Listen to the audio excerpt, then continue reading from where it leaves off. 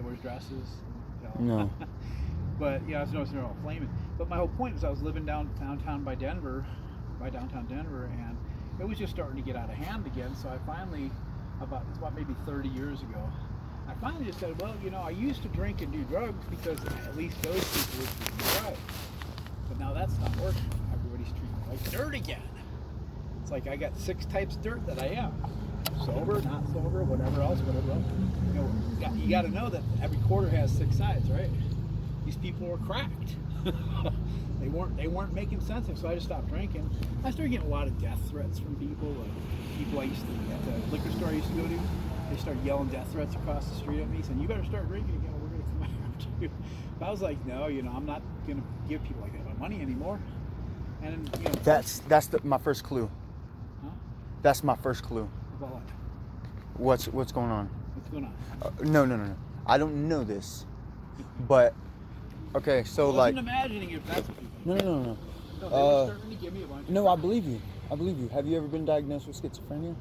Yeah, lots of times. Okay. Now, but what I was telling you is, with schizophrenia, they give you SSRIs. Yeah. And after a couple of years, you start figuring it out. I'm angry. I'm not schizo. I'm angry. What's happening is isn't that fucking crazy? How I knew you were like a bomb. You were so quiet. No, like you could. See, you're falling in with what they're doing, and I'm not gonna follow that with you. I'm not gonna get schizophrenic. No. I used to. That's part of what happened when I started going over to drugs. They call me a drug addict, and I said, well, might as well be a drug addict. And as long as the druggies are nice to me, I do that. But then when I noticed the druggies were acting stupid, and everyone else acting, I started going, why do drugs? Why spend my money on that stuff if it's just going to cause me trouble? And man, did it cause me trouble when I stopped doing it. Like I was told by a number of bars downtown that I had one too many sharps. I was just too drunk on sharps. You know what sharps are, right? No. It's a Miller product. It's non-alcoholic beer. Oh yeah. How many non-alcoholic beers do you drink to get shit-faced? You can drink all of them, you won't be shit-faced, right? They don't have alcohol. Right. But they call me it, and I wasn't schizo. I wasn't imagining things. What the fuck? Don't go there. Yeah. But I'm just kind of venting on you. I normally No, you're good. This, you're good. Come out. It's probably a good thing, but like I say, I started noticing that same ramshackle bullshit happening. And I had a place to stay back then, but everything just, like I said, just kept getting worse and kept getting worse and kept getting worse. And they did it to everyone now. As you can see, the whole shit's still there. It's not me. Yeah. Do you think that the homeless person on the street is just me imagining things?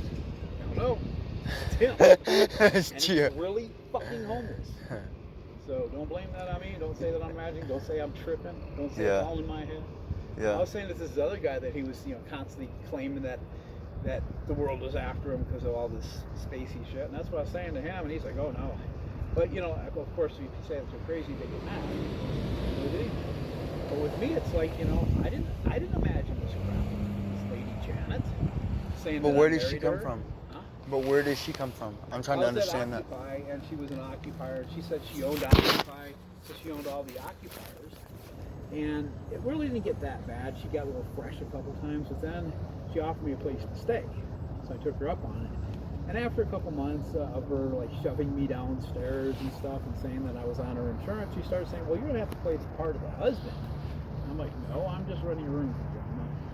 I'm not attached to you that way. But she just kept doing it. And some of the people that had me when I was a kid, they started showing up. There was one day where they just showed up in the living room and they were saying, she makes a pretty good wife for you. And I'm like, no. And she's saying she's my wife.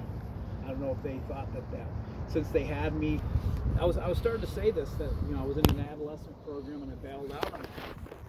And they said, well, we can't help you. You're not an alcoholic. You're an addict. So they said, you probably go somewhere else. They put me in an actual nut house. And as I was in the nut house, these guys screwed up. They said the wrong thing, and it started getting really bad. Because one of the things they used to do is, even though it was a closed ward, is they kept accusing me of running around the neighborhood harassing me. Harassing people? I'm like in a nut house, and my home's 50 miles away. It's a closed ward. I'm locked in, dude. Yeah.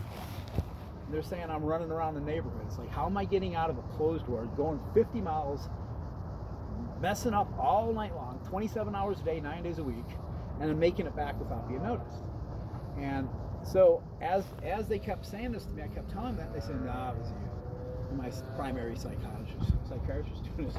So finally, one day, he says, "Why do you keep lying?" And I'm like, "I'm not lying." He said, "We got 67 witnesses saying you were raping girls over in Mundelein, Illinois." I said, "Well, this is St. Therese. This is Des Plaines, Illinois, 50 miles away.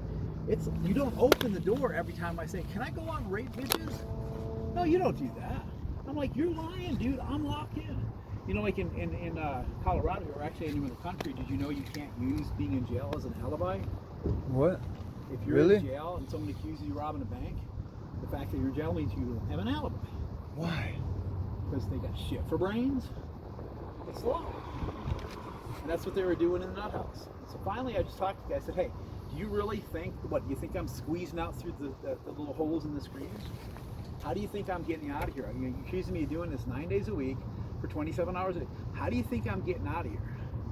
You know, and then I asked him, I said, I had noticed that one of the accusations they made was during the argument that I had with this guy the last time he was saying this. I said, "Do you remember when you said this the last time 2 days ago?" And he goes, "Yeah." He said, "Take a look at these accusations they just give you today." He goes, "Gosh, you're right." He said, "You were here with me." You couldn't have been over there. So they started questioning him, and they did this like schizo thing. And these guys are like fed. But they did this thing like where they started going, once they start realizing jiggles, they start going, "You better watch out, bud." And they were saying this to my psychiatrist. Wow. In the adolescent program. They're acting like sick cats, dude.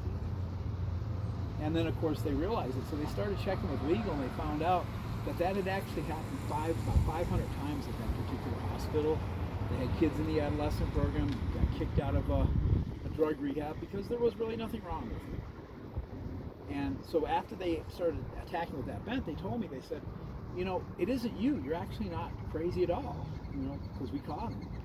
But they said, we checked with legal, and they said we had this happen like 500 or 600 times, and these guys are too powerful. We can't get you away from it. It'll take us like, you're going to be 18 in 3 years, but it'll take us like 6 or 7 years to extract you legally.